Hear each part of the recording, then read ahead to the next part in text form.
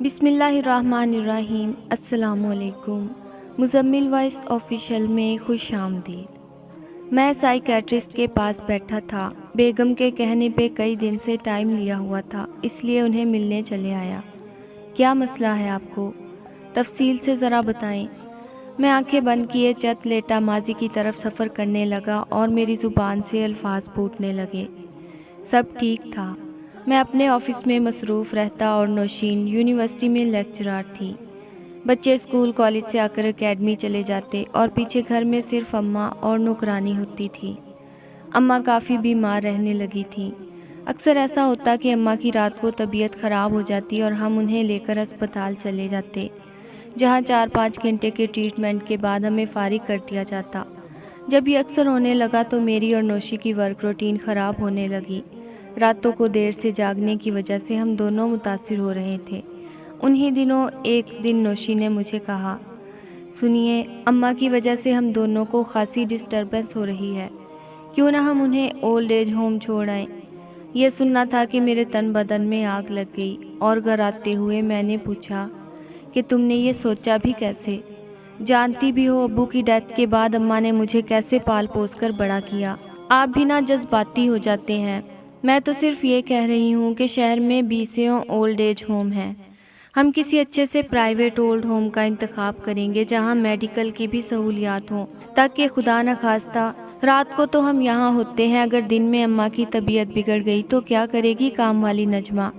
آپ ایک دفعہ مسز عباسی نے جو اولڈ ہوم پروجیکٹ شروع کیا ہے وہ دیکھ آئیں۔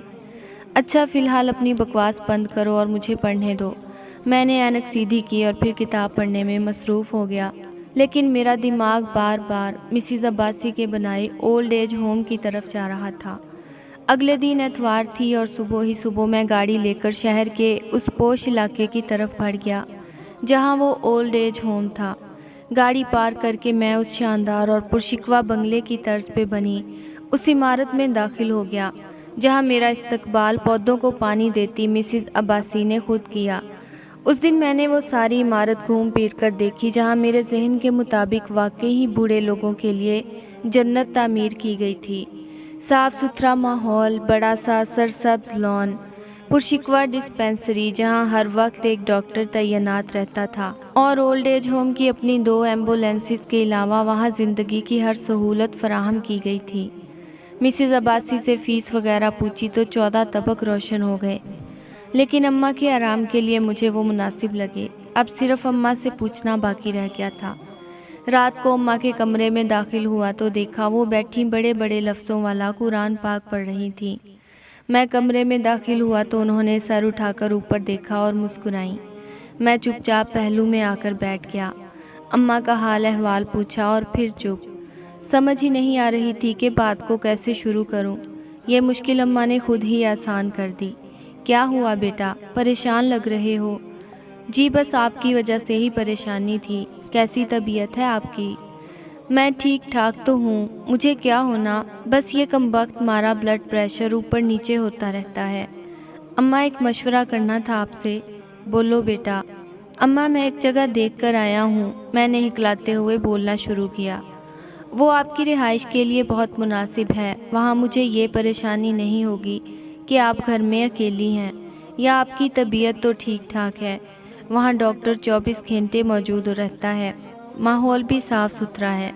اماں کے چہرے پہ رقصہ مسکراہٹ تھم گئی تھی۔ ایک دفعہ ماتھے پہ بل پڑے اور پھر مسکرا دی۔ بیٹا مجھے بھی کافی دن سے محسوس ہو رہا تھا کہ تم لوگوں کو کافی ڈسٹرب کر رہی ہوں۔ ٹھیک ہے، کوئی مسئلہ نہیں، جیسے میرا لال خوش ویسے میں خوش۔ اماں نے مسکراتے ہوئے میرا ماتھا چوما اور میں کمرے سے نکل آیا۔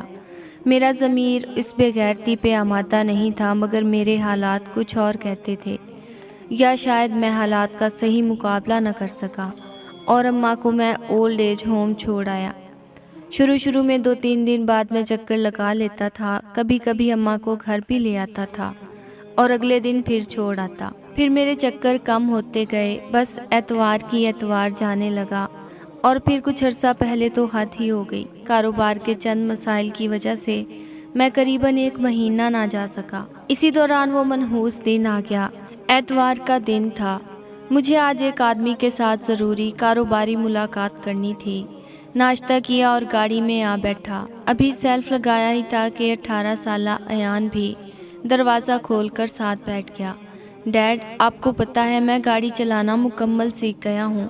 अच्छा, वाह शाबाश, मेरा बेटा बड़ा हो गया। डैड, आप हमेशा हमें स्कूल छोड़कर आते हैं, आज मैं आपको छोड़कर आऊँगा। मैंने हंसते हुए अयान से पूछा, अच्छा कहाँ छोड़ने का इरादा है अपने पापा को?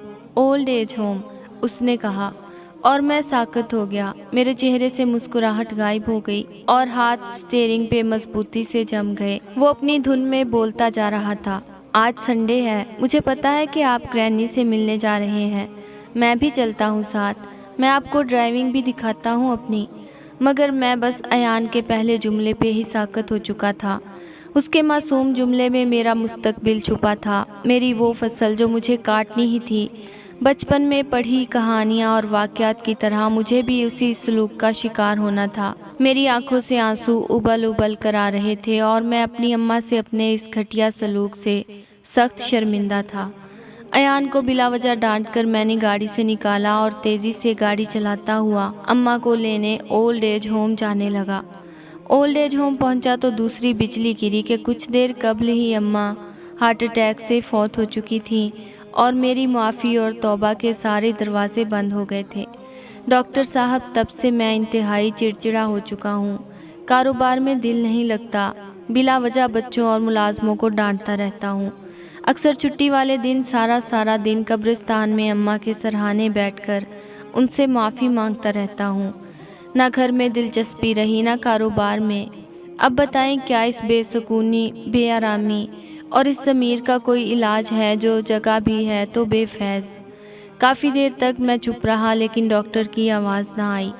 आंखें खोली, उठकर डॉक्टर को देखा तो वो सर नीचे किए बैठा रो रहा था।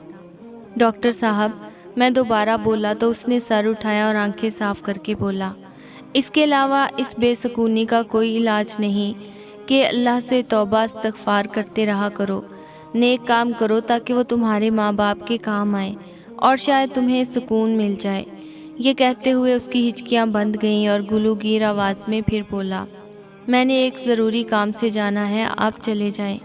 ये कहते हुए उसने अपना मोबाइल उठाया और मुलाजिम को बुलाकर क्लिनिक बंद करने का कहा। अरे डॉक्टर साहब, इतनी इमरजेंसी में आप कहाँ जा रहे हैं? मैंने पूछा तो उसने मुड़कर जवाब दिया, ओल्ड एज होम, बाबा को लेने। ये कहा और घूमकर राहदारी में गायब हो गया।